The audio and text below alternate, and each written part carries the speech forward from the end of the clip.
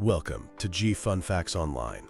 Today, we're diving deep into the invisible rulebook that governs our entire universe. Every atom, every molecule, from the silicon in your phone to the complex proteins in your body, follows a set of instructions. This master equation, known as the Hamiltonian, is the key to understanding and predicting the behavior of matter at its most fundamental level. For decades, however, this rulebook was written in a language so complex we could barely read it. Now, thanks to what we call computational Hamiltonians, we're finally starting to crack the code, and it's changing everything. At its heart, the Hamiltonian represents the total energy of a quantum system. If you can solve the Hamiltonian for a molecule, you can, in principle, know everything about it: its stability, how it will react, its color, its magnetic properties, everything. The problem is what physicists call the many-body problem. Calculating the Hamiltonian for a single electron in a hydrogen atom is simple enough for an undergraduate physics student. But add just a few more interacting particles, like the dozens of electrons in a typical drug molecule, and the complexity explodes exponentially. The interactions between every single particle create a web of quantum correlations and entanglement that is mind-bogglingly difficult to track. To solve this directly for even a moderately sized molecule would require more computational power than all the supercomputers on Earth combined, working for the age of the universe. This is the curse of dimensionality, and it's been the single biggest wall standing between us and accurately simulating reality from first principles. So, how do we get around this impossible problem? We cheat. Or rather, we approximate. This is the world of computational Hamiltonians. Scientists have developed a suite of brilliant methods that don't solve the full, impossibly complex problem directly. Instead, they create simplified, effective Hamiltonians that capture the most important physics while being solvable with current computers. Let's look at the greatest hits.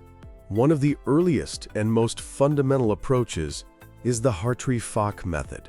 It makes a powerful simplification.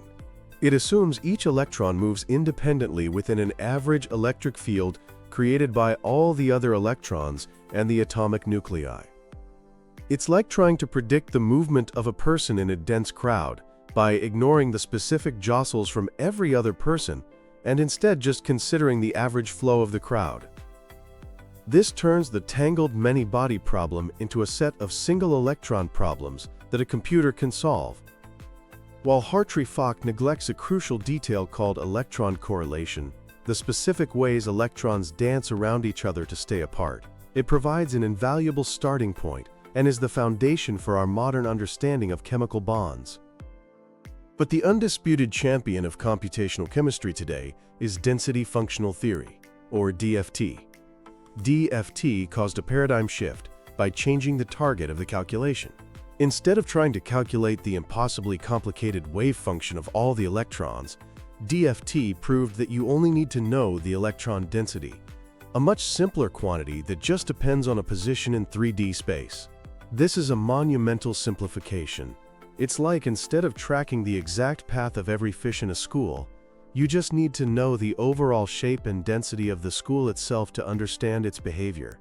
DFT allows scientists to study much larger and more complex systems with impressive accuracy, making it the workhorse for everything from designing new materials to studying how drugs interact with proteins. Its main challenge lies in finding the perfect functional, a mathematical black box that accounts for the tricky quantum effects, and developing better ones is a huge area of ongoing research. For situations where even DFT isn't accurate enough, especially in systems with very strong electron interactions, scientists turn to a different beast: Quantum Monte Carlo, or QMC. These methods embrace randomness. They use stochastic sampling, like the Monte Carlo methods used in finance or weather forecasting, to solve the Schrödinger equation. QMC methods can achieve incredibly high accuracy, often considered the gold standard for many problems. The catch is that they are computationally very expensive, requiring immense processing power. but they are perfectly suited for modern supercomputers that can run many calculations in parallel. The development of these methods has gone hand in hand with the explosion of computing power. Modern supercomputers, capable of quadrillions of calculations per second, have allowed researchers to run these demanding simulations on systems with thousands of atoms. We can now simulate the intricate dance of a drug molecule docking with an enzyme, or model the complex processes happening on the surface of an industrial catalyst. But the next revolution is already here, and it's being driven by artificial intelligence. Instead of solving the quantum equations from scratch every time, machine learning models can be trained on the results of thousands of high-accuracy quantum calculations. Once trained, these models can predict the properties of a brand new molecule almost instantaneously. Researchers are even designing special types of neural networks, called Hamiltonian neural networks, that have the fundamental laws of physics, like energy conservation, baked into their architecture. This allows them to learn the dynamics of a system with incredible fidelity. And then there's the ultimate simulator, the quantum computer. Richard Feynman first proposed that the best way to simulate a quantum system would be to build a controllable quantum system to do it. Quantum computers, which operate on the principles of superposition and entanglement, are naturally suited to solving the very problems that bog down classical computers. The ability to perform a Hamiltonian simulation directly on a quantum processor could allow for the exact calculation of molecular properties, a feat that is simply impossible for classical machines. While we're still in the early days of quantum computing, hybrid quantum classical approaches are already pushing the boundaries of what we can simulate today. This isn't just theoretical fun. These computational tools are actively transforming entire industries. In drug discovery, virtually screening millions of potential compounds on a computer to see how they might bind to a disease-causing protein can slash the time and cost of finding promising new medicines. In materials science, this materials by design approach allows scientists to invent new materials in a computer before ever making them in a lab.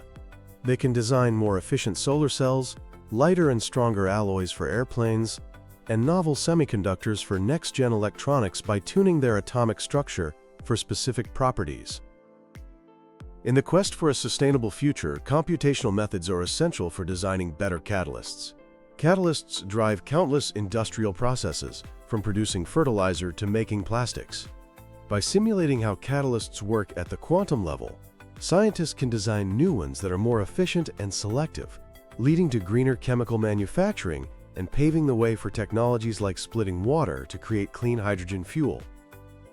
The Hamiltonian, once an intractable theoretical concept, has become a practical, powerful tool. Thanks to a clever toolkit of computational methods, supercharged by supercomputers, AI, and the dawn of quantum computing, we are finally unlocking its potential.